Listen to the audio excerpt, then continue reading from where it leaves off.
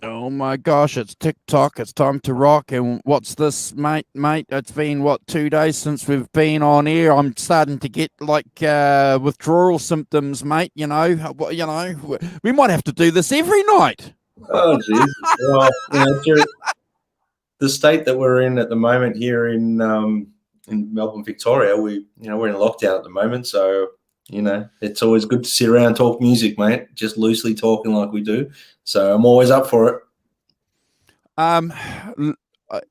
Look, bro, obviously, and I feel sorry for you, but I suppose, look, at the end of the day, we don't want to turn this stream into anything political, but all we can do is hope for the best so that you guys can get out and start doing stuff. And, look, at the end of the day, bro, we've got this opportunity where we can hang out and share some vibes. As Nelson in the chat said, good vibes to all. So we appreciate that. That's why we're doing this. Yeah. Music is the cure. Music ails us, cures the ailing heart. Something like that. Stop getting philosophical, Andrew. It cures everything, mate, apparently. So, yeah. Apparently. Music's healing. It is. I had a gig this weekend that's been cancelled, so I'm going to try and utilize that time to maybe work on one of my original songs and things like that. So I'm not going to see it as a negative. There's music is a healing thing, so it's a great opportunity, and I'm sure everyone around the world's musicians, guitar players, any musician at the moment are doing what they can to stay proactive and do what they like, but which is playing music and recording and whatever it may be. But, I've just been relearning some of my guitar parts from my own music and posting them on social media just for a bit of fun, just to keep a bit of presence there. So that's always a bit of fun to do. Relearning your own stuff's good fun. Awesome. So while Brad's talking about what he's been doing on his Instagram account, if you guys in the chat aren't already aware of this, and if anybody is watching the replay, please check Brad out there. There he is. Easy. Instagram, Brad Cook Music. Doesn't get any Follow easier him than there. He'll keep you up to date with what he...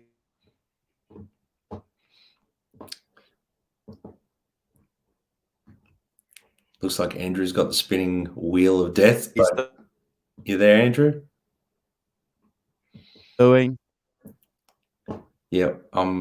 No, that's Brad Cook Music. I can hear you now. All right. Looks like Andrew's going to be dropping in and out a little bit, guys. But so just if you can get across to my Instagram page, Brad Cook Music, that'd be awesome. Also, I have a YouTube channel. You can go across there.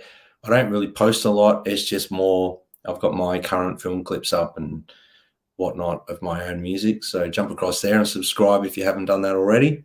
And I'm really hoping Andrew gets back in here because I want to get into the good stuff, the stuff we're going to talk about, Stevie Ray Vaughan. But we might do a bit of a shout out at the moment to everyone in the chat. 1, 2, 3. A bit of a chat shout out to everyone in the chat. Oh, here he is. Andrew's back. Okay, sorry, bro. If I fall out of the stream, just carry on. I can't do anything about that, guys. It's here at the present time. It's 6:41 p.m. So everyone's playing whatever they do on their and what is it, Xboxes or whatever. Mm-hmm. So we've got a couple of shout outs we want to do, don't we, bro? We want to do a couple of shout outs. You were mentioning one guy that you think's pretty hot, who's the young one of the band. You want to do a quick shout out to him because I know he watches us. Yeah, Mr. Ronnie Wood. What was it? 70? I've forgotten now. 72 or 73? 73. Yeah, Mr. Ronnie Wood. So happy birthday. And also the other member, who was it? Mr. Charlie Watts. I think it was Mr. Charlie Watts' birthday as well. I've lost Andrew again. But so we're going to do a bit of a shout out to him. Happy birthday. Obviously, we're big Rolling Stones nuts here. So on the British Electric Blues Show. Just going to say hello to a few people in the chat. Alan Robinson. How's it going? Mark Tanner. Nelson. There's a few people coming on, which is great. Also, a big shout out to Van Halen released. Charlie Watts, yeah. Yeah, Charlie Watts. Testing, 1, 2, 3. Yeah, I've got you now. Testing, 1, 2, 3. All right. Sorry, bro. Sorry. Let's just see how this goes. If this is going to turn into a drop in, drop out fest, we might as well just we'll check it out. Have you got the chat up, bro? I got the chat. I was just saying hello to a few people here. Now Sean's dropped in as well. So I was just doing a bit of a shout out. Awesome, brother. There's a few people dropping in now. There's about close to 10 people on, I think, at the moment, which is make yourselves known so we can say hello to you. We can have a bit of a chat. Just in case Andrew drops out as well, I can have a bit of a chat to everyone. Yeah, look, I'm not doing this intentionally, guys. It's technology, but it's always good to catch up. Hey, we haven't seen this person for a long, long time. Yep. Oh my gosh. Howdy. And yes. Hi, Alan. Nice to see you. Good to see you. And so I was just about to bit of a shout out to Pound Cake. Van Halen's Pound Cake. How's that? How is that? 30 years. I was blown over, bro. I got up this morning, made my coffee, did a couple of other things, pulled the phone out, had a look, and saw a couple of posts there 30 years ago. Pound Cake was dropped. Wow. Unbelievable, hey? I remember it like it was yesterday. Well, I was only 9 years old. Yeah, well, I wasn't, I was about, if you were 9, I was about 6. That's not going to work, is it? No. We got to step up and own it, mate. We're a bit older than that. But yes, I remember Pound Cake coming out. It just, it well and truly blew me away. So that made me, I always love Van Halen, but when I heard that just turned me into a bona fide Van Halen nut bag. So yeah. But that segues us into Saturday's show, Andrew. So if everyone wants to jump on Saturday, we're going to do a bit of a, for unlawful carnal knowledge era chat. We're going to talk about Pound Cake. We're going to shoot the breeze a little bit about what it meant to us at the time and why it still resonates with us. We might talk about tones. We'll talk about songs. We'll talk about, we've already done a ranking on that album, but, we're basically just going to jump on and have a bit of a chat while our brother Kurt's off on a holiday, lucky bugger. So we're going to fill the void the best we can. And we encourage. He's not on holiday. He's not going on. He's ditched us. He's ditched us for another show. Remember? Ah, that's right. Yes. Yeah. We won't mention that because we want people to watch our show. The holiday was last week, so he's ditched us for brighter lights, bigger city. Yeah. That's fine. That's fine. We'll do our best to fill the void while he's gone. But it'll be great to see him. Yeah, we do. We don't hold it against you, Kurt, that you're going to leave us hanging, And just another week, we're gonna leave you hanging just for another week, guys, to do the rankings on Van Halen 1 because of Kurt. Okay, we'll blame it on Kurt. All right. Yeah. Oh, look, it just gives us a good opportunity, though, to just take, I suppose, a chance to talk about something else that's related to what the show's normally about, and the fact that this show has given us an opportunity to talk about an album that both you and I find phenomenal is what's the word? Fortuitous. So we're going to pretty much have this a free kind of style show talking about it, pretty much like we did with Brad, with Lenny, and the show that we're going to do today. So I like that. I like that kind of relying on what we've got up here as opposed to sitting down, spending 3 hours studying, making sure we've got our notes and our bullet points and all that. And what are you going to talk about? Okay, all right. So you'll talk about this, and you won't talk about that, and I'll talk about this. Okay, all right. Okay. So we're going to keep it on topic, guys, on Carnal Knowledge Record and that era. Also, we might have a bit of a chat about the Right Here, Right Now, and just because it's relevant at the same time, and that whole era, that Music Man, that tone, I love it, and the Wet Dry Wet sound, and we'll have a bit of a chat, general sort of chat. We want everyone in the chat to join in as well, which would be really fun. But that segues us into our today's show a little bit, because you mentioned it, the Stevie Ray Vaughan thing, because we are Stevie Ray Vaughan nuts here on this channel, even though it's not British Electric Blues. But, we can stem a lot of Stevie Ray's influence back through the British Electric Blues, without a doubt. So what does Stevie Ray Vaughan mean to you, Andrew, as a bluesman, you're a British Electric Blues nut, but some like the Texas Blues, Stevie Ray, Jimmy Vaughan as well. Those guys obviously were heavily into the blues. And what does it mean? What does he mean to you, Andrew? I'd love to hear it. I'd love to hear what he means to you as a blues guy. I'll never get tired about talking about subjects, that are close and dear to us. You and I have been fortunate to spend a couple of hours with Matt from Dropkick Blues at the beginning of the year, and we went through song by song on the Alma Combo, which was just a fantastic show. And we need to get Matt. Yeah, we need to get Matt back to do, part 2. But in the meantime, this is an entree for a show that we'll do with Matt, because he is, as Brad said, like us all, a Texas blues nut.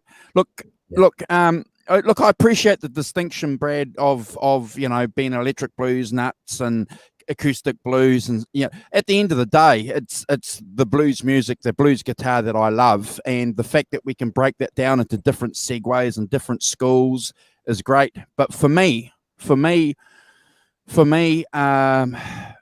when I was 14 years old and I heard that first song that was released,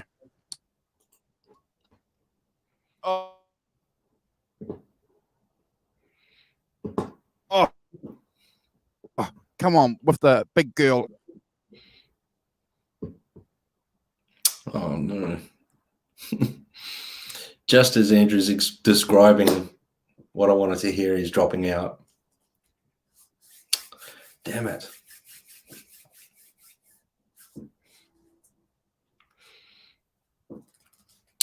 Well, for me, guys, I'll explain while Andrew is spinning wheel. I think he's still not with us. Stevie Ray to me was like next level for me. He was one of these guys that he I think testing 1, 2, 3. He's back. Okay, mate. You were just about telling us. Okay. What was the first single that was released off his first album? Cold Shot. Cold Shot. It would have been either Cold Shot or Pride and Joy, was it? I can't remember. Well, the first video I remember seeing on a late night music program was Cold Shot, and Cold Shot's 13 or 14. Would have been Pride and Joy, I'd say. I can't remember. Yeah. Okay, Pride and Joy must have been Pride and Joy. Okay. Must have been pride and joy. And I remember seeing something on a late night television program, music program, and thinking, wow, this is fantastic. And none of my friends, Brad, at the time was listening to it. Nobody was listening to Stevie Ray Vaughan at all. So for me at an early age, that distinctive guitar tone, I didn't know anything about Albert King or any of these other guys. For me, it was, for a long time, it was always Stevie Ray Vaughan, and a little bit like Eric Clapton. Eric Clapton was the segue back for us, the door, the gatekeeper for us to go back and discover other blues artists. For me, Stevie Ray Vaughan did the same thing. How about yourself, bro? Oh, that's exactly the same for me. I was not really. Well, it was more the second album. Couldn't Stand the Weather album, which is obviously this one here. I've got it in 2 versions. Bloody boy, can't help myself. But this record here, Scuttle Button, was the song I heard off this. That was the first thing I heard. I heard it on the radio, and I was literally just gobsmacked. I was like, I had to know who this guy was. So basically from there, I went backwards and I bought all of his records up until that point. And I still remember the day that he passed away, which was a shock to me because I was fairly young at the time. It didn't really sort of sink in the impact of losing someone like that, who was such a force of nature. He wasn't necessarily just a guitarist. He was way more than that. So he was channeling something different every time he played. He was playing on a deeper level and a deeper connection than most people do in their lifetime. He's a young guy. I've read somewhere in one of the books I've read on Stevie Ray that he used to, like, his wife used to wake him up because he'd fall asleep with his guitar in his hand and he'd be playing the guitar in his sleep, like while he's dreaming. He'd be squeezing notes and he'd wake up and go, oh, I was dreaming I was having a lesson with Jimi Hendrix and stuff like that. It's just like, that's how tapped into the instrument he was. So unbelievable. I mean, for me, Scuttlebutting started it all, and then I went on a big spiral into that Texas blues thing of Stevie Ray, and I discovered, Albert King and all that from Stevie Ray. It wasn't necessarily the other way around. So, it's that whole thing for Stevie Ray and blues artists like Clapton, and that opens the doors for people like myself and yourself, Andrew, to go backwards and discover the giants, really, the people who were the innovators of blues. So, but we were fortunate, like you said, with Dropkick Blues, Matt from Dropkick Blues, to go through this one, and we discussed track for track on this. So we might, you might be able to share that link later, Matt, with Matt, the one we did with Matt there, Andrew. Yeah. But we can go, that there is basically all you need to know about Stevie Ray Vaughan, what he was able to do. He was on another planet, next level. He had his addictions, he had his problems, but he, I don't want to focus too heavily on that. He was, and obviously as he cleaned himself up, he even excelled that, in my opinion, to where he was at, because he was even more focused on what he was doing. So Stevie Ray, that whole thing for me is, any guitarist that's starting out and wants to learn blues, I mean, everyone sort of either goes that Stevie Ray Vaughan way or the Jimi Hendrix way. And I mean, they are, in my opinion, completely different styles. Hendrix was one style, Stevie Ray was the other, more blues orientated.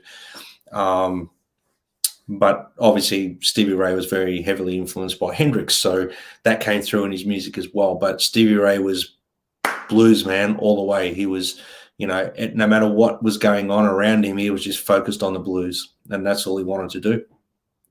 And he made sure that he did it his way, and that's one of the reasons why I think that we have a lot more respect for him, because we get some guitar magazines or we read some books, and there's a few books out there, especially guys. We've got to make a plug for Andy Aldorf's book, this one here, which is very interesting, because You know, and we're going to talk about a lot of stuff that you guys already know, but the whole show was just for us to sort of, you know, have a bit of a chat and mention these things. You know, Stevie Ray Vaughan ditched the world tour. He ditched limousines. He ditched 5-star hotels and Concorde jets so that he can jump in the back of a bus or a truck and tour with Double Trouble, because that's where his heart was, bro. Cheapers, man. Would you do that? Well, that's how much he believed in himself and how pure he was to what he was doing. He just hell bent, just pushed everything aside and focused on his own career, and that's very, very ballsy and very honourable for a musician to do that. Really, let's be honest. When the limousines and everything and the stadium shows are thrown at you, and you put all that you put all that aside because you want to focus on something that turned into what, you know, we call, you know, we're still trying to work out what Stevie Ray was doing on this record, and this is his first one. You know, we're still trying to work out what he's doing on that. I mean, you hear every man and their dog try and play, you know, Pride and Joy, and I still don't reckon anyone plays it anywhere close to what Stevie Ray Vaughan did. And I personally, I don't like listening to people cover Pride and Joy because I think they miss that whole feel that he put to it. But that's just me. There's a few guys out there that do it amazingly, though, and I will want to shout out to guys like Nick 70, who's got a YouTube channel, which, you know, I think we've mentioned him before. He's probably one of the guys that connects, in my opinion, with his guitar the same way that Stevie Ray did. You know, he connects with that whole blues thing the way that Stevie Ray did, and he's got a lot of love and respect for Stevie Ray Vaughan. So, guys, if you haven't checked out Nick 70's channel, you should, because he's amazing. He's right up there. But going back to like this record, I mean, he made this record out of doing some gigs. Like, it was the way that it turned out was, obviously this got released, which is the very first gig of this. There's 2 gigs of this performance. Basically, it was in July 17, 1982. He did this live at Montreux gig, and he was getting booed on stage because it was blues. It wasn't jazz. It was a jazz festival. But David Bowie was in the crowd, and we know you guys probably all know the story behind it. But you know, he was asked to play on David Bowie's hit album "Let's Dance." You know, go in and play all the lead guitar on it. So that's what, going back to what you were talking about there, Andrew, in relation to, you know, the whole tour thing. He was throwing all this stuff and promised all this stuff. I think he even rehearsed with David Bowie's band up until the point where they're just about to leave. And, you know, he had free time by John Hammond, who was the producer on this record, in the studio. Said, you can utilize my studio, utilize my engineer. And, yeah, then we got this amazing record. So, you know, when I listen to this, I hear a young guy, a band that's just cooking. This is predominantly live. Like, there's not a lot of overdubs on this, if there's any at all. It's the band just playing in the studio. They just did 2-3 takes, and that's it. And they just recorded it. That's just phenomenal to me. What's even more phenomenal about that album, as we digest a lot of this information that's coming through over the years, what blows me away is that he went into Jackson Brown's studio, wasn't it?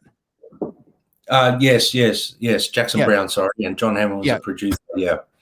So he went into Jackson Brown's studio, and he had some of his gear, but 90% of all those numbers that were recorded were all on Jackson Brown's Dumbles. So he was using amps that he was unfamiliar with. Now, apparently, according to a lot of cats out there, they would never do that, mate. They would never record an album on amps that they had no experience with. What do you think about that, bro, being a guitar player? It's unbelievable that he could just plug in and dial up a tone, and that was the amazing thing about Stevie Ray. He just had his tone and everything came from within, and what he was playing was just from within. So he could plug into, anything can sound like Stevie Ray Vaughan, in my opinion. So he was phenomenal. I mean, we've got to give credit there, like to just plug in. But obviously those dumble amps, he would have pulled a decent sound out of them as well. But, he wasn't used to them. No, he just rocked up, and it's phenomenal. Like to think that record came out. There's no effects on guitar or anything. I think there's some chorus on the guitar, a little bit of chorus, but I think it might be studio chorus, not through the rig. I'm not sure. Someone might be able to correct us there, but that was through my research. And this version of this album has got. He talks a little bit about some of his recording techniques and his playing stuff, and then there's alternate takes of this stuff floating around from this studio recording, which is phenomenal. To think that they just went in there and punched it out like they did, it's just mind-blowing. Yeah, and in my opinion, I would say that's, if you were ever going to have a Stevie Ray Vaughan album on a desert island, that's my opinion. I'd be keen to hear what Brad has to offer, but that would be the album. That would be the album for me. Yeah. The only thing, though, that I don't like about that, and there's a couple of good greatest hits albums out there on the market too. Get the one that's got Volume 1 and Volume 2. Get the one that has Little Wing, because if you're going to listen to Stevie Ray Vaughan, that's one song that you have to listen to. And on Al Macumbo, they do a. Is it on Al Macumbo, bro? Is it on Al? Let me have a look. I can't remember. On Al Macumbo, they don't do it, but it's like a film it's clip. Bonus track. Yeah.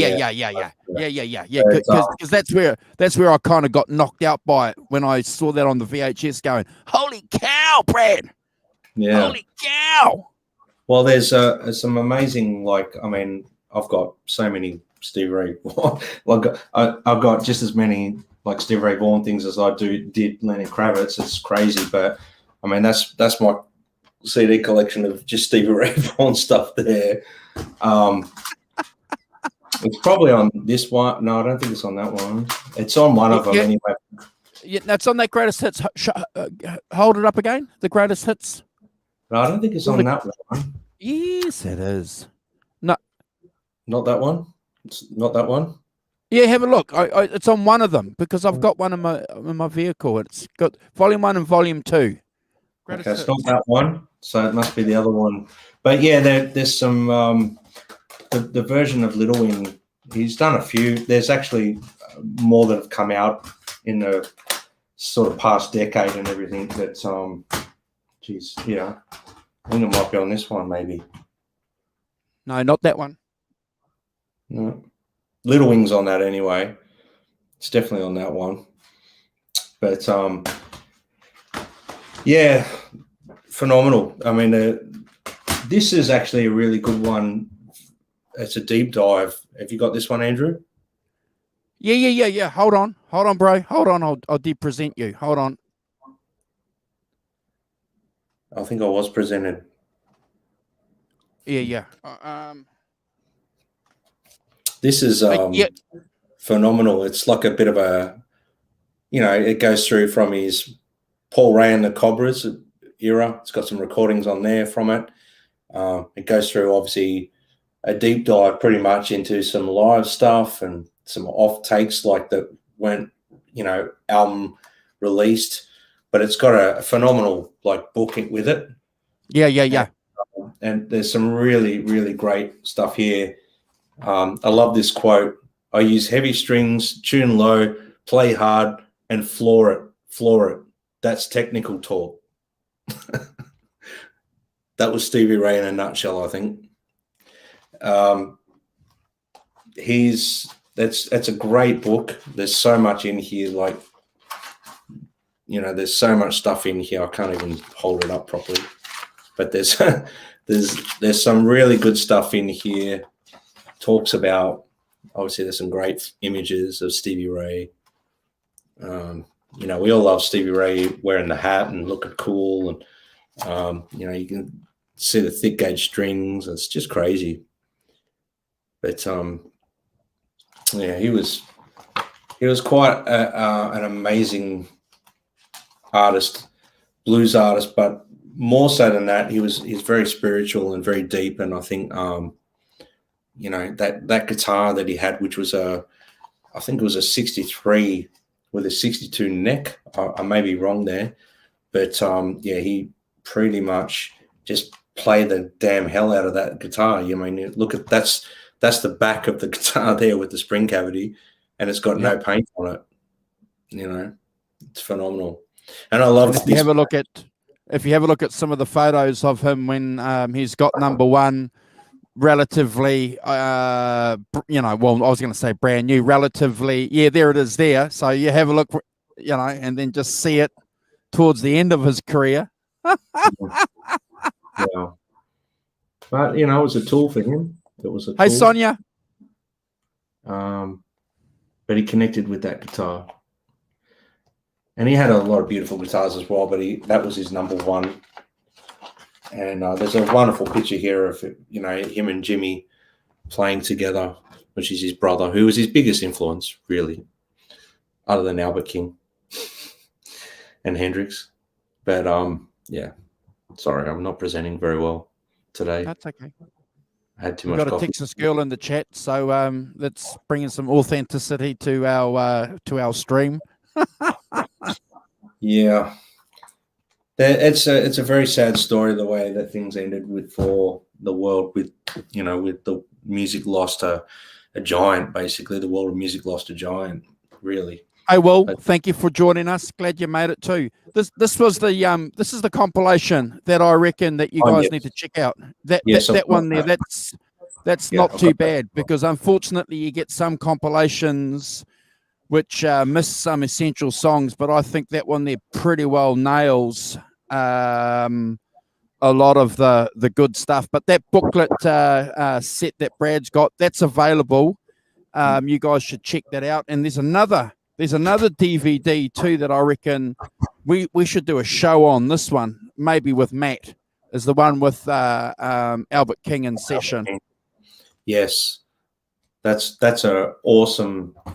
That's an awesome album, and it actually segues to something else I was going to quickly discuss if I can find the damn thing. So there's this in-session DVD set, CD set is awesome. So you've got to get your hands on that, and just love how respectfully or how respectful and humble Stevie Ray is when he's playing with him. And we all know the stories of how Stevie Ray wanted to get up and play with Albert King, and we know all that stuff. But I don't know if anyone's heard this, maybe you have or haven't, but on this particular compilation, which is obviously Albert King was one of his biggest heroes, but there's a song on there that features Stevie Ray Vaughan. It's called Born Under a Bad Sign. It's a really good studio recording. It's really, really cool.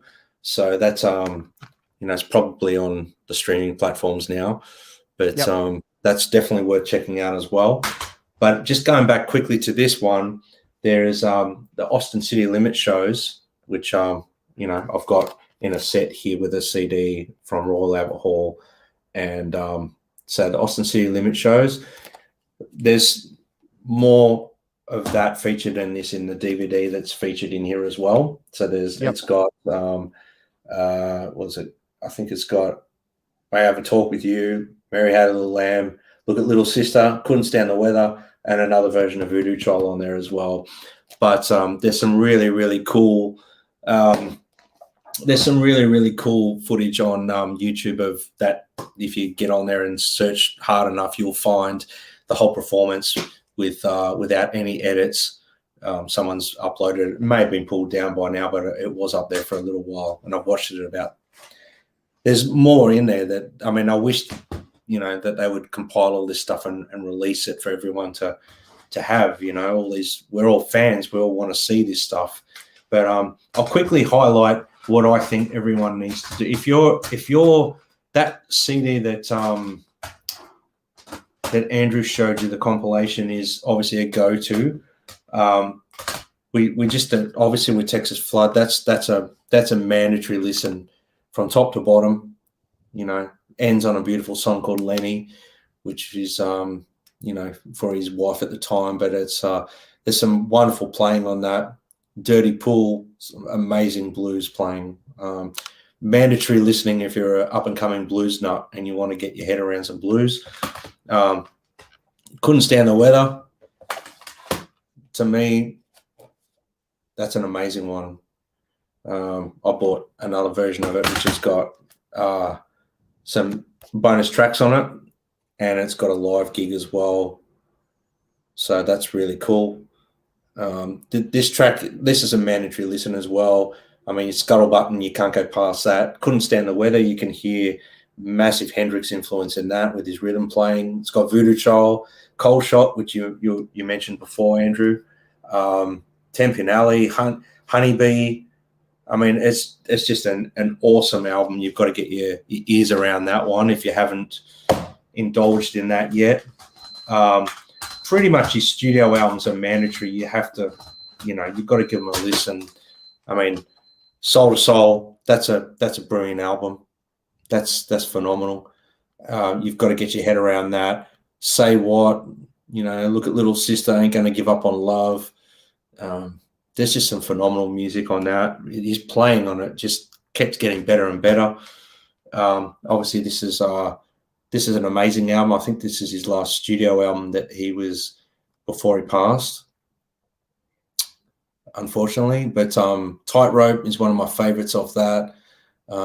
Leave My Little Girl Alone, Wall of Denial. His rhythm playing on Wall of Denial, I don't think I've heard anyone play that properly. It's just, there's something in his right hand that was next level, And this was released obviously after he passed, which has got Little Wing on it. Empty Arms is a beautiful version of that. Life by the Drop. It's just that acoustic version of Life by the Drop is it brings tears to my eyes. It's phenomenal.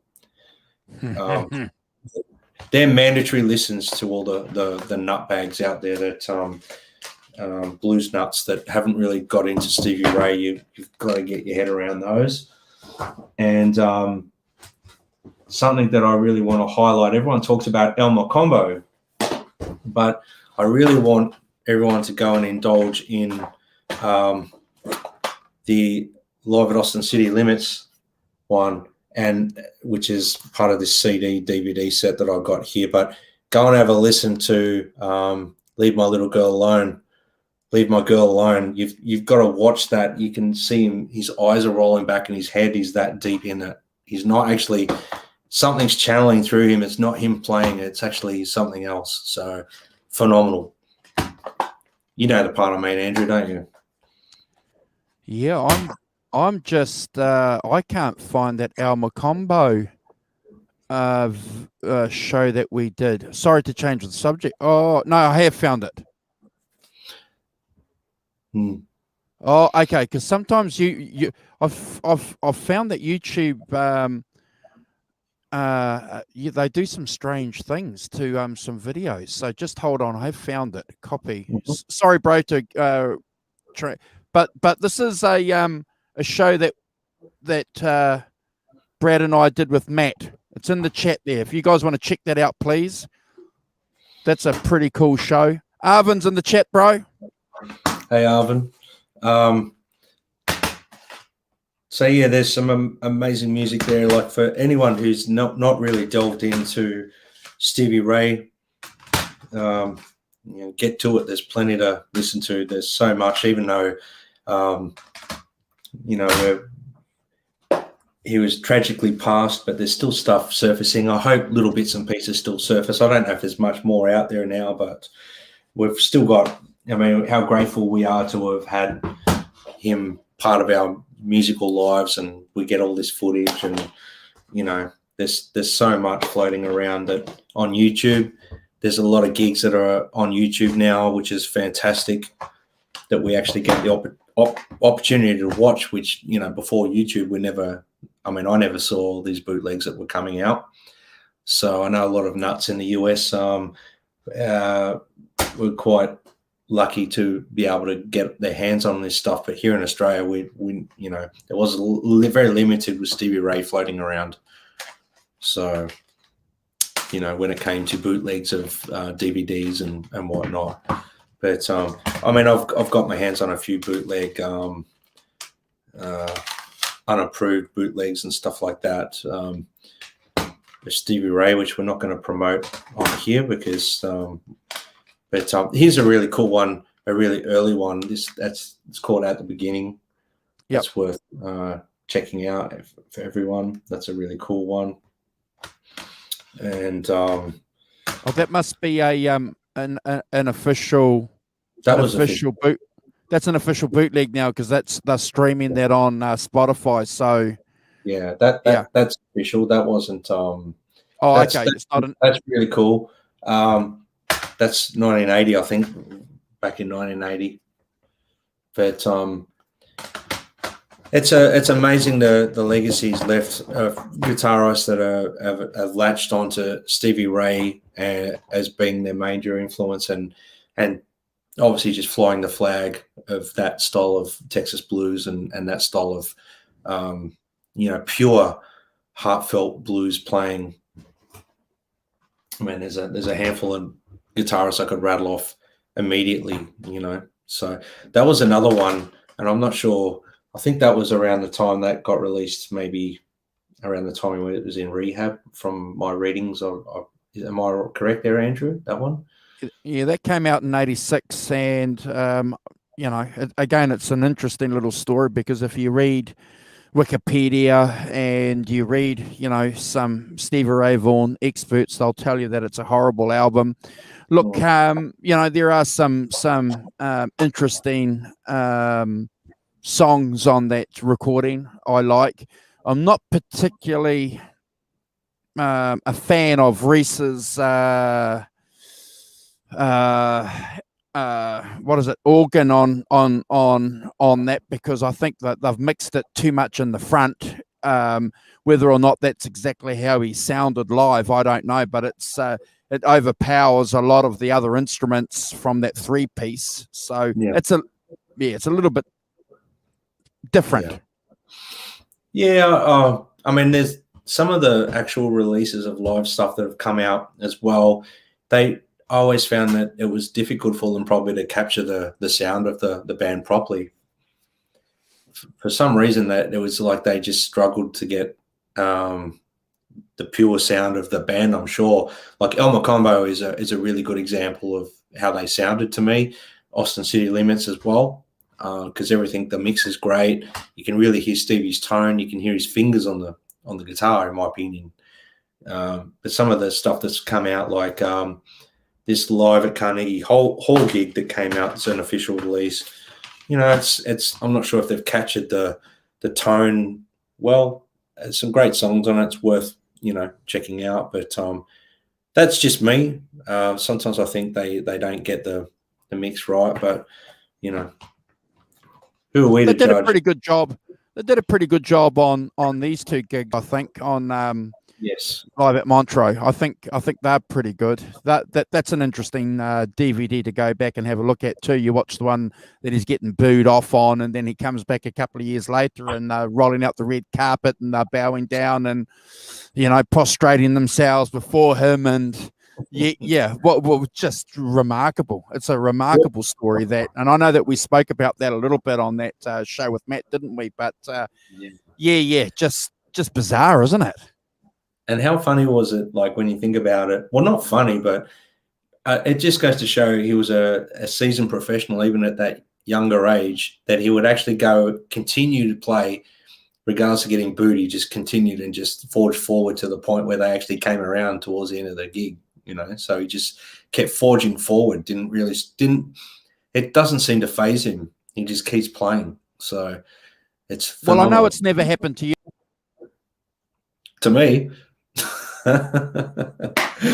I'm sure in my early days of playing, I might have got booed once or twice. But those sort of things throw me, mate. They throw me. So I don't know what happened there, bro. I know it's never happened to you. Look, it probably has.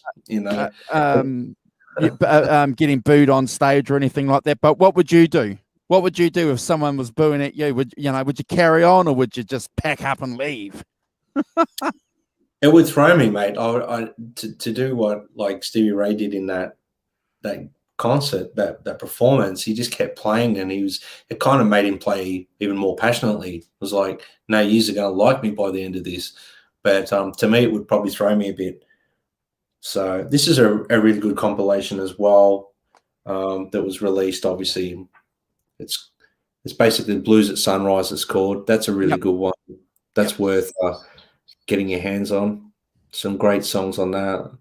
Ain't Gonna Give Up on Love, Leave My Girl Alone, Tempin Alley, it's Texas Flood. That's got the Elmer Combo version on that, which is fantastic. That's next level. We spoke about that with Matt. So that's worth checking out as well. It's a pity that we haven't got way more stuff, but that's a really cool photo.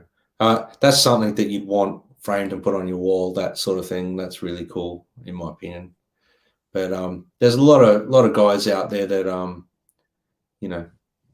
especially on Instagram, I see a lot of guys, doing the Stevie Ray Vaughan thing, and it's incredible the effect he's had on people when they're playing.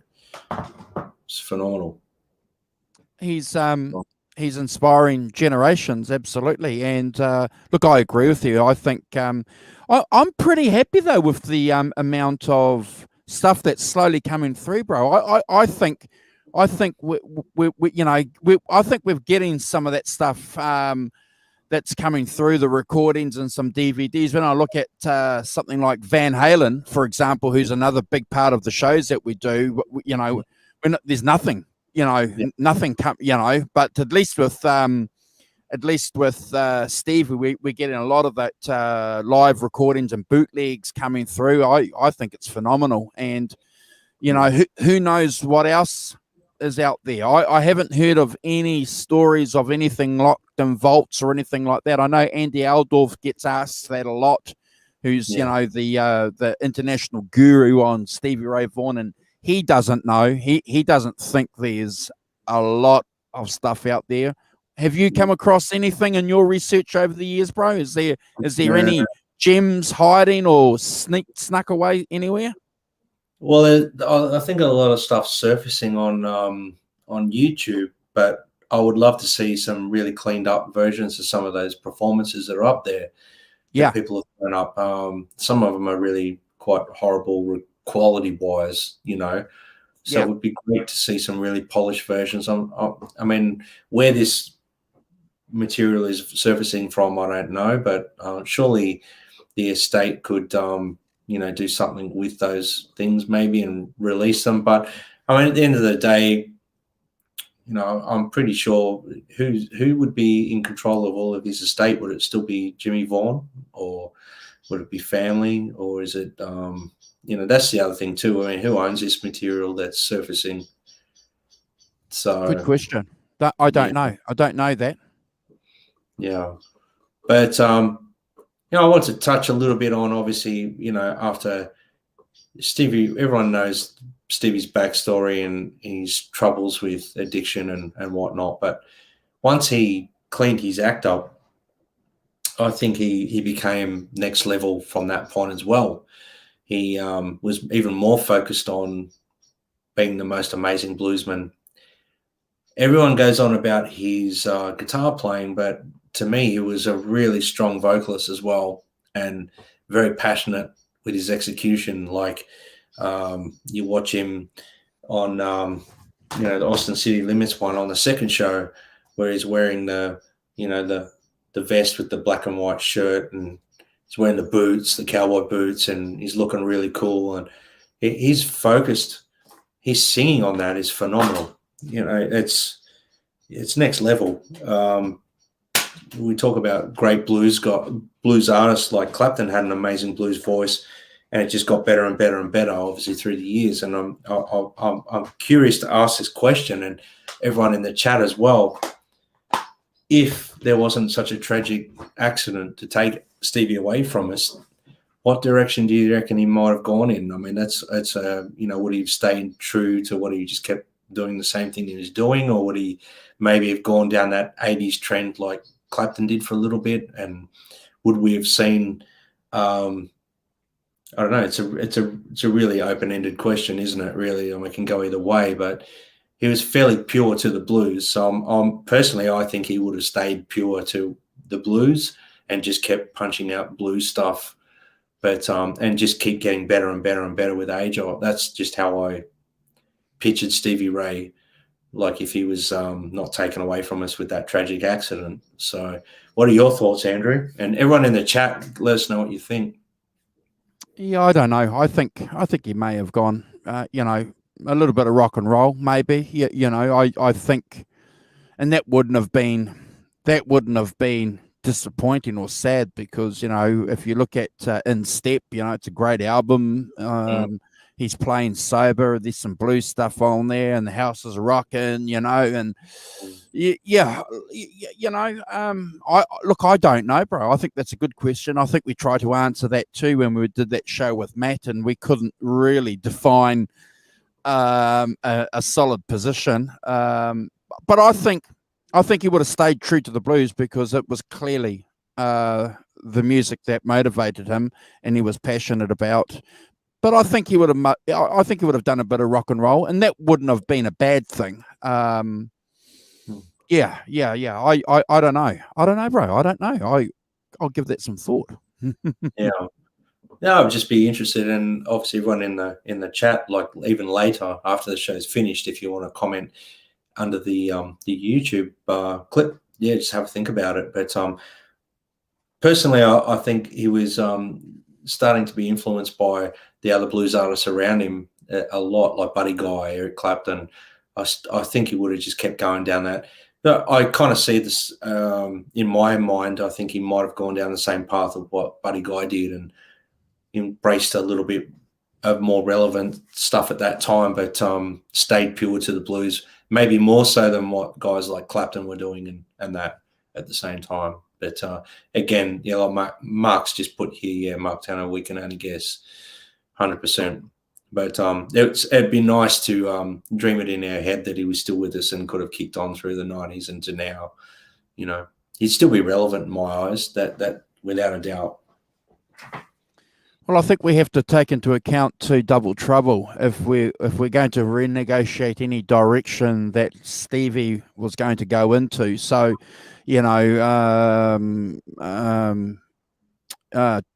Tommy definitely is a blues bass guitarist. Definitely.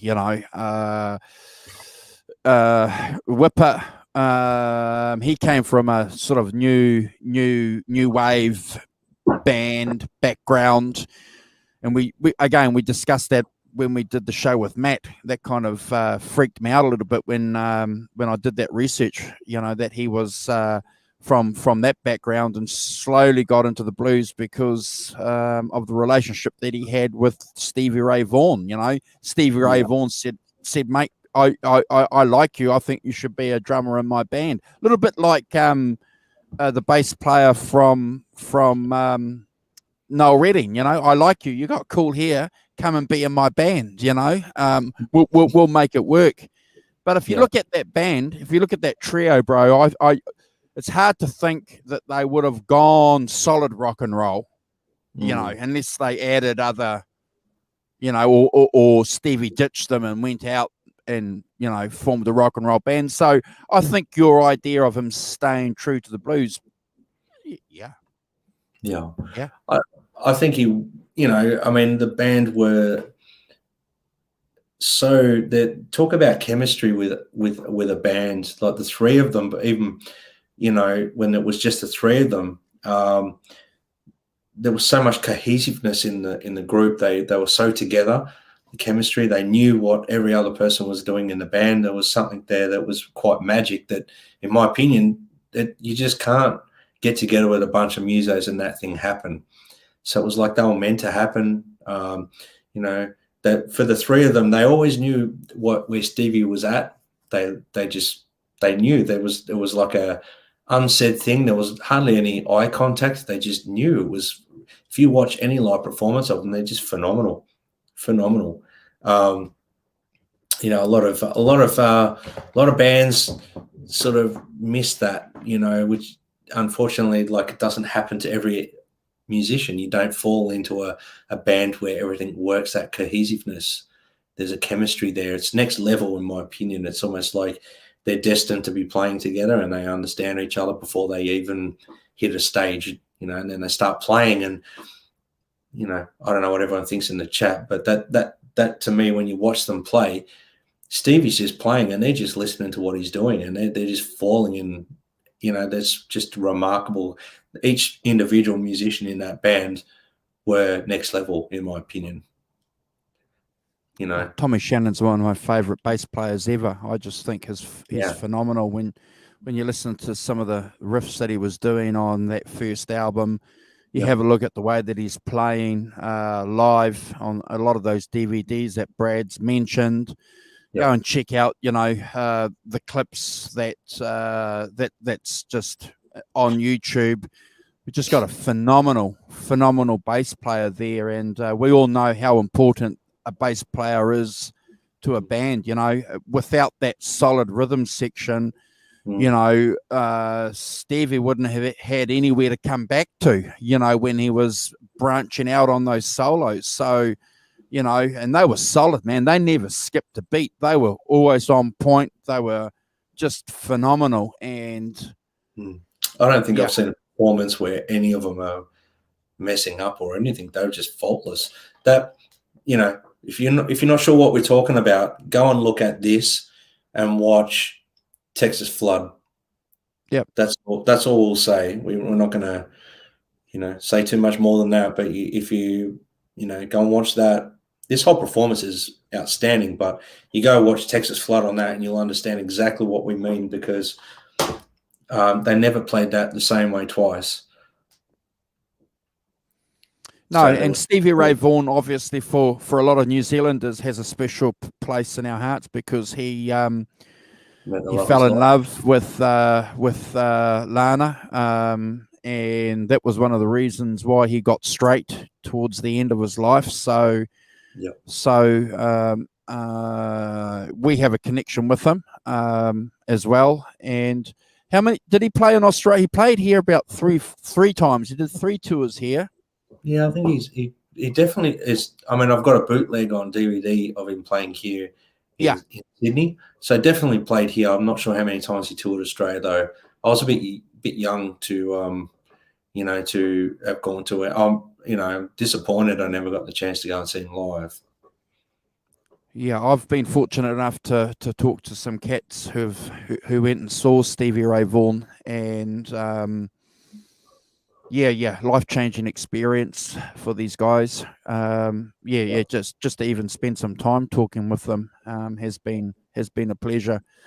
Hey, so what do you think? What do you think about Stevie Ray Vaughan playing with David Bowie on that Serious Moonlight? You want to share some thoughts on that album and you know, his guitar playing on Let's Dance?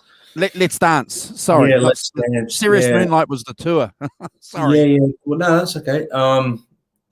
To me, I obviously back in the day listening to David Bowie, obviously a big fan, and I never knew Stevie Ray was playing on that. I heard the solo in Little China Girl, and I went, that's got to be Stevie Ray. And obviously did my homework and found out it was. It just was like, it was so distinctively Stevie Ray. This one of my all-time favorite solos of Stevie Ray, without a doubt. And you know, there's something about there's not a lot going on in it, but it's the way he plays it, and it's really hard to replicate that feel. It's amazing. He's playing on that whole record. Obviously, from my understanding, David Bowie had pretty much Noel Rodgers and him had the pretty much the guts of the album recorded, and Stevie Ray went in, just started tracking stuff, and in a really short time he'd done all of his lead guitar work. And every time, like I think he on one of the songs, the first song, he just went in and played a couple of solos, a couple of takes, and he just walked in, listen to it in the control booth, and smiling, knowing that he just created magic, because it's slightly different to blues. There was a lot of modern era 80s sort of vibe going on. A lot of funk in the rhythm playing. Noel Rodgers is an amazing guitarist as well. But you know, just the little colors that he put on the songs, like in China Girl, you know, that there's one section where he's like, he comes in and you could tell it's Stevie on the neck pickup, just in doing the rhythm, and you can really hear these things. He just colored it, and that was something that stood out to David Bowie about his playing. He knew straight away it was Albert King. He's like, that you've just copying Albert King licks, and I want those Albert King licks all over my record. That was what David Bowie sort of was alluding to. So yeah, I mean, geez, I mean, I could show you what I mean if you wanted me to. It's Yeah, sure. up to you guys. Yeah. It's up to you guys. I don't claim to be a Stevie Ray Vaughan nut either, guys. So on guitar, I'm talking about. I don't claim to be able to play.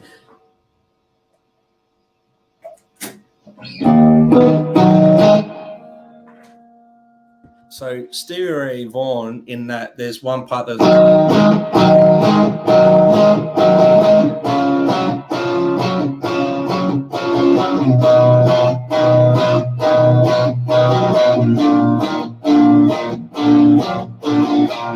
so that's pretty much like the color stuff that he was doing on that record, you know, where it's like so the other guitars like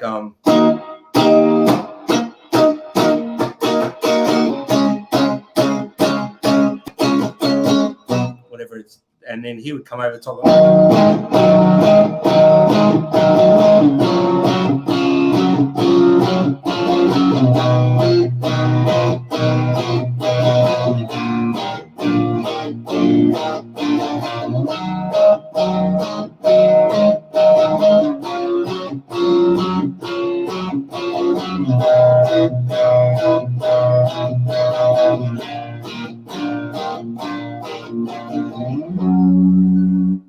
so that stuff to me that he did on that, they make the songs to me.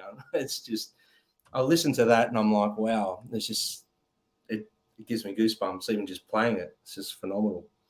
There's and I think what's really interesting about those licks that you're, you know, that riff, that rhythm style that you're doing, very clearly, obviously influenced by Nile Rodgers too, because that's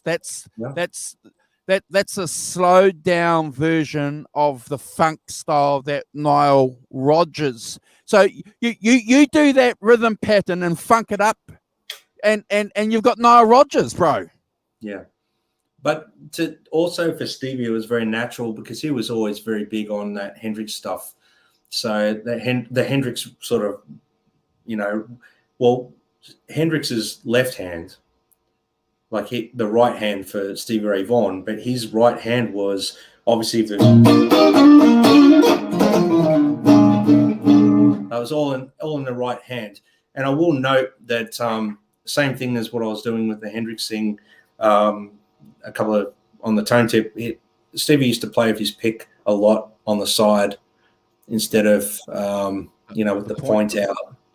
So you get a lot of that dragging stuff going on, which you can't necessarily get that's with the point out, but when you turn it around, it's like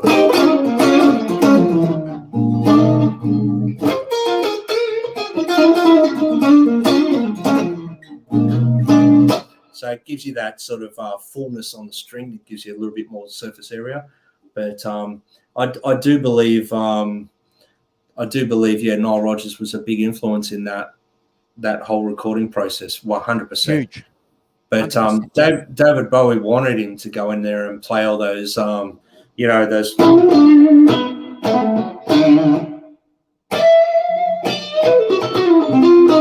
him to play. Wanted him to play all those sort of licks, those Albert King style licks, and fill the void with that sort of blues stuff that he was known for. So, I mean, if you want, I can do my best to try and replicate that solo that I used to do in the Bowie show. If you want, I can show you that. If you want me to go through that. Yeah, absolutely, right. It's been a while since I played. No flame finger today, but let me just get my head around this again, guys, because I haven't played it in a while. I should have probably practiced this before. But so it's just a pentatonic thing. So I'm trying to get my bearings.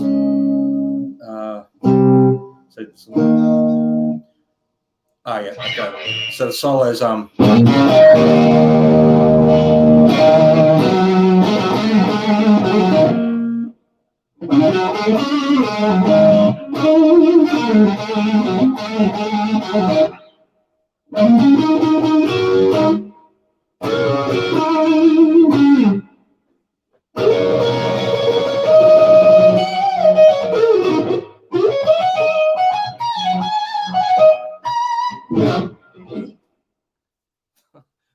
it's a bit rough, guys, but yeah, you get the idea. So I'll break it down. It's just a pentatonics, but it's the way he plays it. Yep.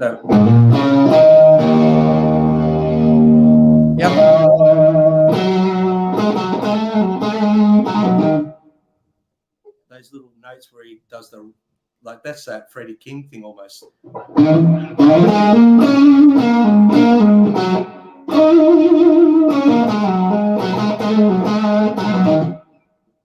That's blues, bro.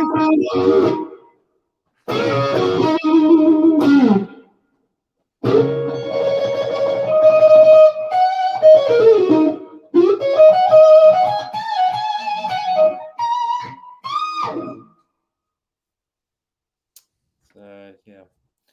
Well done. Now that I've remembered, I'll try and run it through one time. Okay. So it's so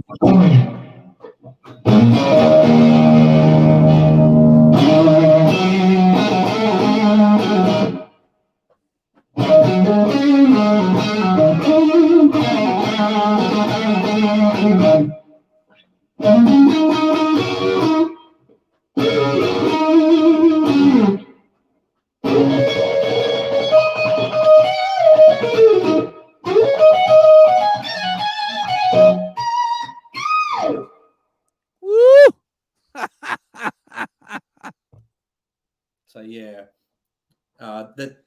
Even now, I get so nervous playing Stevie Ray Vaughan stuff. It's phenomenal, But that's the thing. He was just something else. The space between the notes, but he was relentless. He just knew what he was going to do.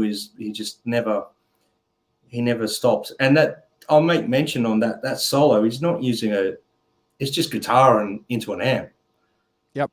It's just guitar into an amp, just cranked. Obviously, however he got his tone, which there's so many argumentative things on the internet about how to get his tone, but we won't delve too much into that. But for me, his playing was like next level. He was all about his feel with his right and left hands, but he was channeling something else, man.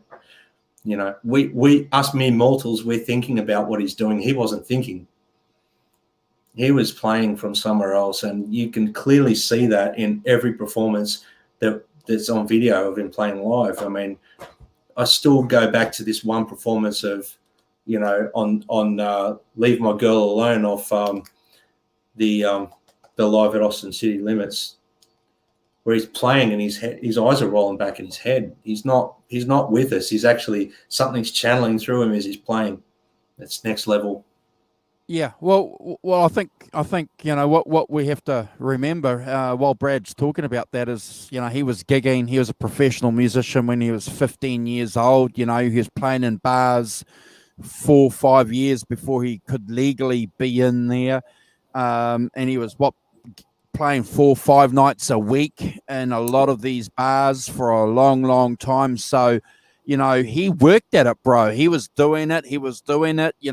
Obviously, he was gifted, to be in these places for a starter, but just built on that. And I'll put a link somewhere on the chat. If you guys search Stevie Ray Vaughan documentary on YouTube, it's 2-part, but part 1 is available on YouTube. I think if you want to get part 2, you got to sign up to some of these streaming services. But anyway, watch part 1 because it goes into in depth of all the bands that he's played in, the hard work that he's done. And Brad will tell you about that too. It's not just he didn't wake up one morning and all of a sudden was a superhuman guitar player. He worked at it, bro.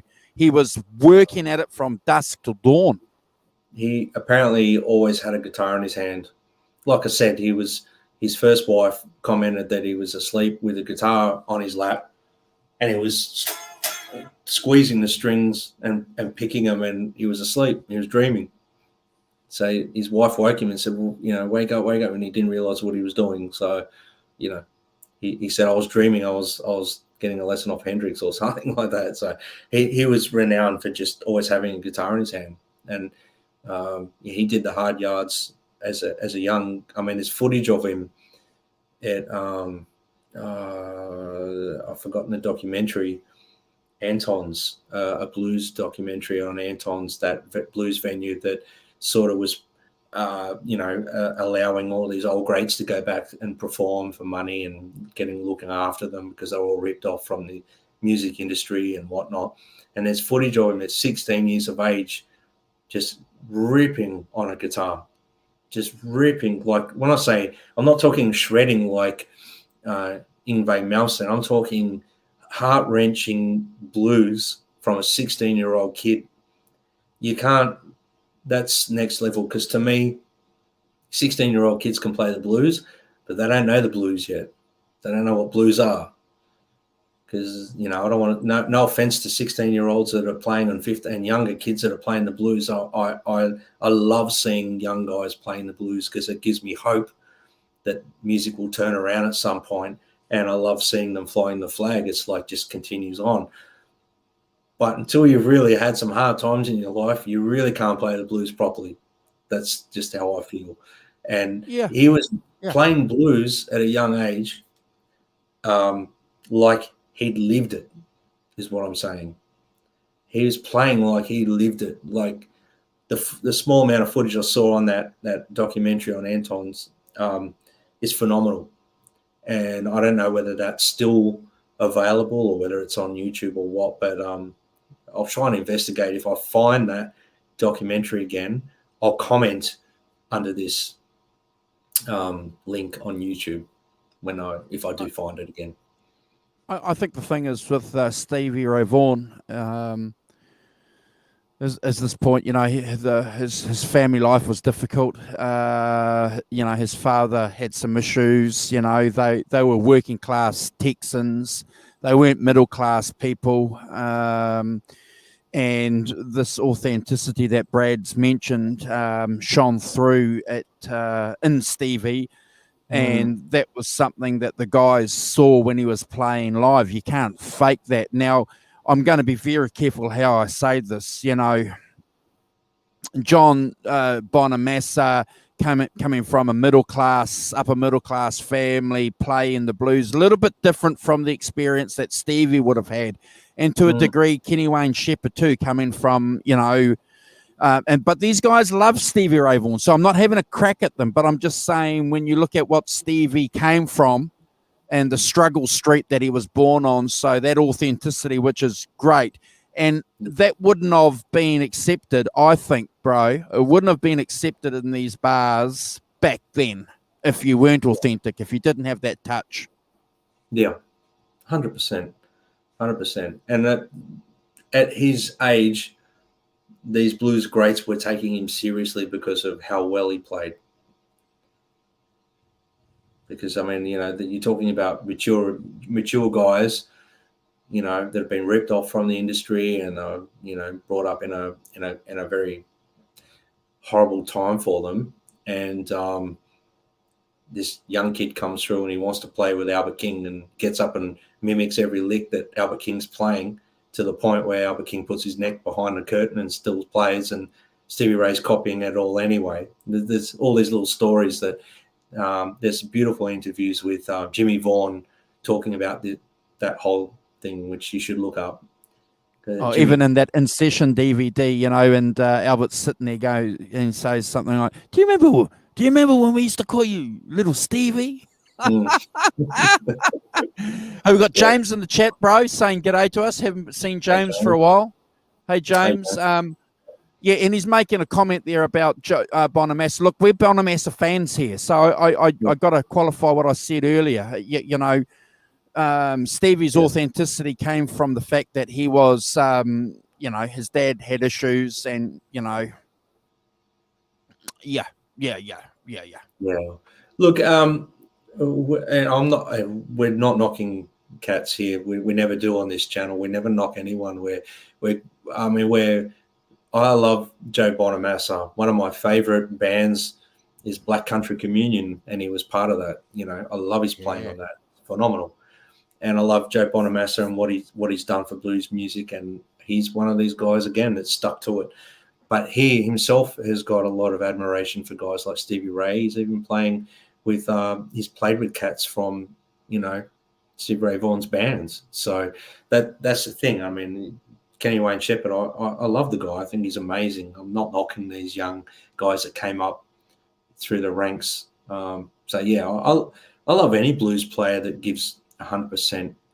That Blue on Black song, when that came out, that was huge, man. I remember hearing that on the radio, going, "What the heck is this?" That was on mainstream, on the rock radio. I'm thinking, yeah, oh, wow, and then sort of finding out, so he plays, this Kenny Wayne Shepherd dude's playing the guitar, but he's not singing, but that's okay.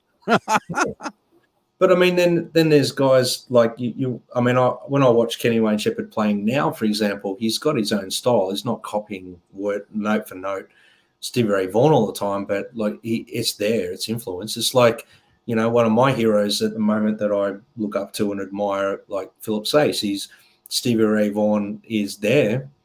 It's there, man. You can hear it in his playing.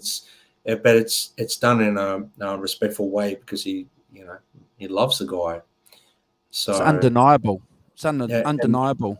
And when you've grown up listening to something and it's that much a part of your life, it's going to come through. But I used to have a co-host on the show when we started this channel, bro. And I think I mentioned it when we did that show with Matt. But it's probably a good time to throw this in. Carl went to Texas. Carl is a hot guitar player. Very good, a good friend of mine, phenomenal. He'll never tell you that he's a good guitar player. Anyway, he left and went to the States about 16 years ago to try and break in, try and do something with the music. Yep. And anyway, when I caught up with him and we were working together, he said this to me. He goes, when he got to Texas, he just couldn't believe that there was a line of guys who could play Stevie Ray Vaughan licks. He said the line went around the block. Yeah. I mean, there's he influences me even to this day. And some of I can't play like Stevie Ray Vaughan. I work hard at it. It's not something that just comes natural to me, where that's what I'm getting at. If some of these guys, it's just so natural for them. I mean, I watch Philip Sayce and my mind's blown when I watch that guy play. It's just, I can hear other things in his playing, not just Stevie Ray Vaughan, but I also can hear what's coming from his heart. It's not necessarily just trying to play that way. There's so many different things in his playing. But Stevie Ray was one of these guys that influenced so many. And I mean, that's what can I say? If there's so many people out there that are inspired by Stevie Ray Vaughan. He was a messenger. He was sent for a purpose, just like I believe like guys like Jimi Hendrix were. They were messengers. They were brought, into our worlds to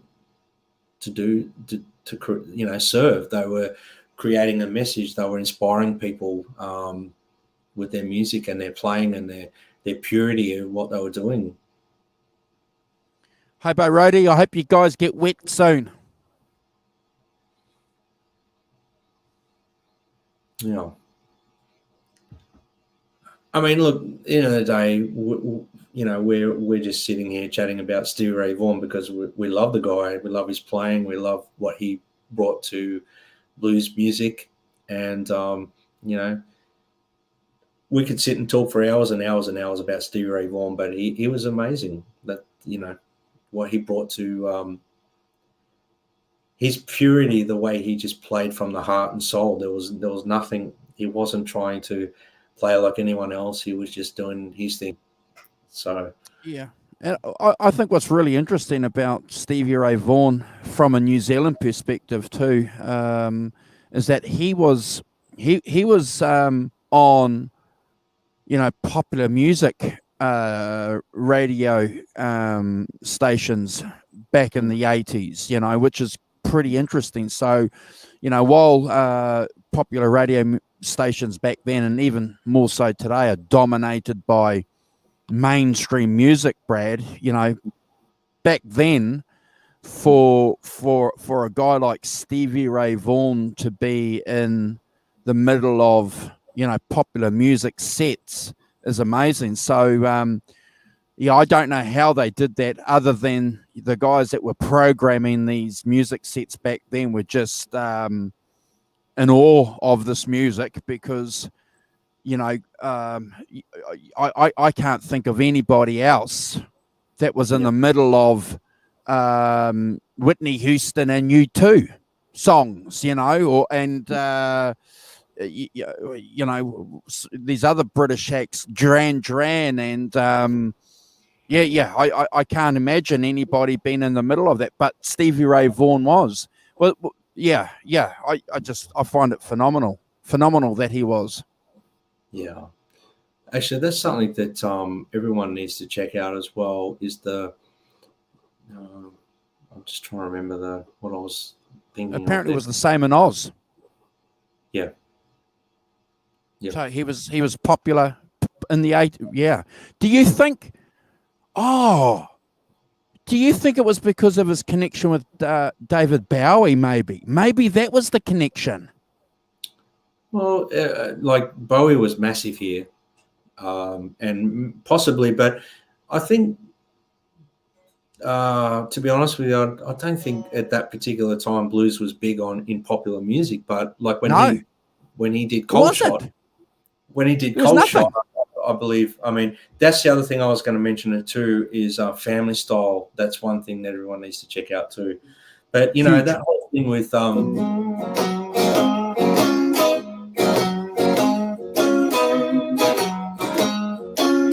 it captured everyone. That song, it captured everyone. That was one before of those Bowie. Yeah, before Bowie. Well, no, okay. that was after Bowie. That was like. Oh no, I'm reading Mark's comment. Okay. Yeah. Mark was saying that he was popular in Australia before Bowie. So, okay, that makes sense. Yeah. I believe it. Like Pride and Joy and those singles that came out were probably, still. I mean, but I was very young, so I can't really remember, to be honest with you. So, but yeah, I mean that. Those sorry, I'm just doodling. But yeah, that Cold Shot, that was pretty big on MTV, I think, here in Australia, or at least on music like Countdown and things like that, which were big music programs here. Which wasn't, blues wasn't in the 80s very popular music. That's correct. Correct. Even Clapton had to, change a little bit, to get on mainstream. Yeah. That's phenomenal. So the fact that he was a messenger and a mold breaker. It's phenomenal. I think we have to remember that, and it's good to see that Mark is echoing the same thing for you guys in Australia. So. Yeah, I can't think of anybody. I can't think of anyone, man, that was playing blues on popular radio. I think when it comes down to it, he was here to serve blues music, and unfortunately, he's tragically taken. But we should be grateful that we were able to get the music that we did get from him and the inspiration. That's what he inspired so many. He still inspires young cats, old cats, middle-aged cats. There's just like everyone loves Stevie Ray Vaughan if they're into the blues, and that's because Stevie Ray, there's a purity behind what he was doing, and he brought, he influenced so many cats, man. I mean, even dudes that don't play like him, he still influenced them. Even like guys in the 90s, like Mike McCready and things like that from Pearl Jam, and all these people that love Stevie Ray Vaughan, and they were shining through in their music. So awesome. Yeah, we've got Jeff joining us, and we've got Terry from Canada jumping into the chat. Hey Terry, good to see you, bro. Been a long time. Terry's always doing streams with a good friend of ours, Ben Coombs from Canucks with Guitars. So always good to see these guys.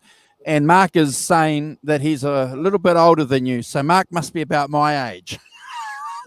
if we can remember that. But yeah, I'm hard pressed, Brad, bro, to think of anybody else that was strictly blues, and he strictly was back then, to be playing in pop music. It's unheard of, really, when you think about it. Yeah, that's just amazing, what he did. But I still believe like we are given people like Stevie as messengers, in this world that we live in, and the way that things have turned out. We lost him tragically. So every time that time of the year comes around, everyone thinks of him as well. I mean, who doesn't think of Stevie Ray Vaughan on that tragic anniversary of his death? The world just ignites with social media, just ignites with Stevie Ray Vaughan again every year. So it's amazing. And there's not one time that you put Stevie Ray Vaughan on, whether it's DVD, YouTube, or just CD or streaming it, that you can't sit back and just be in awe, just going, wow. You can put it on whether you're having a barbie with a few mates and you're just listening to like, Texas Flood album, and all of a sudden everyone's just going, wow, man, did you just hear that? And they're not even guitar players. Not that I sit around and have barbecues, but it's just like, what I'm saying is it's just one of those things. You go to a Sunday afternoon at a pub, and there might be Stevie Ray Vaughan playing and ZZ Top and things like that. But when Stevie's playing, everyone's like listening. Everyone's going, wow. I took my car a couple of years ago in to get the what are they? You take it somewhere to a tire place, and they lift it up, and they get the alignment done. Yep. Anyway, there's this young guy. He wouldn't be 23, 24. This young guy, and he's got Stevie Ray Vaughan playing, and he comes walking out of the office doing that shuffle, and I'm going, and I'm standing there going, and he comes, "How man, what?" And I'm going, and the guy wouldn't be. Mate, he wouldn't have been 23. And I'm going, oh, wow. Yeah. So, that blew me away. And so we had a bit of a chat there for half an hour about music. Well, no, it wasn't that long. Maybe 10, 15 minutes about music. So, yeah, brought up with it. Young guy brought up with it and still listening to it. So. I mean, that's the thing. You see young cats on Instagram playing Stevie Ray Vaughan stuff. It's everywhere, man. It's like... It's amazing. It's amazing. Awesome, bro. Everyone chasing that tone, everyone's chasing that Stevie Ray Vaughan tone, and everyone's chasing that style and that playing. It's really good to see, It's I'll healthy. take my head off. Take my head off to it. Take my head off to them. Yep. Yep. Well, I mean, obviously today was just to really just have a bit of a chin wag about Stevie Ray Vaughan, and I hope we've done a decent job for you cats in the chat and everyone that's watching and everyone that watches this later. We're just a couple of blues nuts that love Stevie Ray Vaughan, so we've got a handful of people. We've got 16, or I think at one point we had 20 odd people watching, so we're obviously keeping you guys entertained, so it's great to have you guys on board with us. And we've got some cool stuff coming up. We've got Saturday. We'll just recap a little bit. Saturday, we've got the 5150 show. We haven't got Kurt with us, so we're just going to do a bit of a, similar to this vibe, talk about the Carnal Knowledge record. So tune in. That's going to be a really cool one.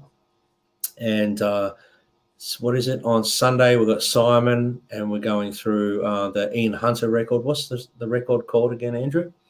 Can't think of it. Don't know. Yeah, so tune in. We'll get the link for it. That's an interesting record, guys. But so that's going to be cool. And we might do something midweek and next week just for to help kill a little bit of time for myself, or actually just to connect with you guys as well, which is really fun. And, I think that's pretty cool. And what we'll do too is we might even be guests. Well, I'm going to be a guest on Fruitcake Tony's channel Monday, New Zealand time. Yep. And you might get Brad on there too. So if you guys aren't familiar with Fruitcake Tony, just check Fruitcake Tony's channel out. But I look forward to doing that 5150 show with you, bro. I look forward to that because an important era for Brad and I. It's the one that's got the big connection for us, and obviously for Kurt, who incidentally is ditching us for another show. Nice one, Kurt. Yeah, ditch your mates. Yeah, that's it. Ditch your buddies. Hey, bright lights, big city, Yeah. He's getting a chance for it now. He's off, mate. Yeah. He's off. He's gone. Yeah. See you guys later. No, seriously though, he has ditched us. Yeah, well, that's cool. I mean, like I said, it gives us an opportunity to recap on an album that's very dear to both of us anyway, so it's cool. We're not going to be doing a ranking because we've already done the rankings on that album. We're just going to be having a good chat about the record, the songs that resonate most with us and the little parts maybe that we love, and you guys can join in the chat and give us your opinions as well, which is really cool to do. Love that album. Love that era. Love Eddie with his full face. He's got a bit of weight on. He's playing his Ernie Ball music, man. He's got these PV amps. Yep. Sammy's singing well. Oh, man. The whole band are on fire. Alex is just slamming it home. Michael Anthony's just phenomenal on bass on that record. It's one of my highlights for him, that record. It's just phenomenal. Oh, Will's going to have a story for us in the chat on Sunday with Simon, so that's going to be interesting. That's good. Appreciate it. Will, you're you're the man with stories. Hey, look, on Sunday, guys, there may be a bit of this. Hang on. Yeah. There may be a bit of this, Simon, if you watch this later. Yeah. Yeah. Interesting it's album. An interesting album. We set it up. Far out. Oh my gosh. It's all good. We like doing things a little bit differently at times, which is cool. I mightn't turn up. Hang on, you're the boss man. You have to turn up. I might pretend I've got internet connection problems and leave you guys to it. Oh no, you can't do that to us. Damn it. No, I'd never do that, mate. I'd never do that. Come on. Come on, guys. I'm looking forward to Saturday. Anyway, let's put it that way. One show at a time. Yeah, Saturday is going to be a great one. You know, we're going to have a really cool chat about the carnal knowledge, the F.U.C.K record. And awesome, bro. Yeah, I just want to encourage everyone when they finish this, whether you got streaming platforms or not, go whack this on. Listen to a young Stevie Ray first record. Go and listen to that. Listen to every track on it. Yep. From Love Struck through to Lenny. Amazing. You will not be disappointed. Maybe even pour yourself a quiet little drink and listen to it. I was going to say, not encouraging you to get drunk, but pour yourself a nice little one and just have a quick little listen to that. Simon won't watch the show, so I don't want anyone here in the chat getting us into trouble with Simon on Sunday. All right. What stays on this show stays on this show. We don't carry comments over to other show chats. Okay. Are you going to say goodbye to everybody in the chat? Yeah, I've got my chat. You got your chat up? Yeah, so I've got Jeff. Hey, Jeff, thanks for joining us. Will, Mark Tanner, Ellen, Mum, Mark Tanner, we're Deja Voodoo. Just having a look through all the chat, seeing Hobo Roadie, Will, did I say Will? Terry's 3Gs. Thank you for joining us. Just checking who else we've got here. James, Jeff Davidson. Who else have we got here? I'm just seeing if I've missed anyone here. Arvin, thanks for joining us. Arvin, thank you for joining us. I'm just seeing if I've missed anyone. Oh, Pride of Gothenburg, thank you. Yes, and I had to listen to your stuff today. I haven't messaged you yet because I had to jump on here, but yeah, awesome, man. I can hear Lenny Kravitz. The Dog Pa, Woof, Sonia. We've had a few people in, which is great. For a midweeker, especially unannounced, really. Nelson, did I mention Nelson before, Andrew? Can't remember if I did or not. Some guy called the British Electric Blues and 5150 show. So he rated the chat there a little bit. I think we got to ban him. He might not turn up for Sunday anyway. Mark Tanner, yeah. So yeah, I think I've covered everyone in the chat there. If I've missed you, I'm sorry. But yeah, thank you for joining us, guys. So I'll just throw up some Instagram accounts for you guys if anyone's watching the show on replay. So there's Simon, one of our co-hosts. Follow him there. He'll appreciate your support. Easy. Instagram, Simon Williams 33. Check him out there. Another good friend of our show, Michael, also Instagram, who we've got some more shows planned up. I happen to have. Check out Michael there. And there's Brad at Brad Cook Music. Check out Brad there. So appreciate it if you guys could share our channels with your friends on your social media platforms. Would be great if you could do that for us. We're slowly getting to our goal, and it's all because of your support. Thank you, Sonia, if you're here. I know that's Sonia and Mark especially, and Deja Voodoo and YouTube. I know you guys. Thank you for sharing our channel. It's humbling. Brad and I and Simon and Kurt and Michael appreciate all the effort and hard work that you guys are doing for us. And on that, I'm going to pass over one quick word to Brad for you guys, and we're out of here. Yeah, guys, thank you again. Can't thank you guys enough for joining us. We're, like I said before, we're just a couple of cats that like talking about music, so it's awesome that we get you guys joining in with us. It's like a little it's like a little party, a worldwide party, because everyone's from all different angles of the world. So it's amazing.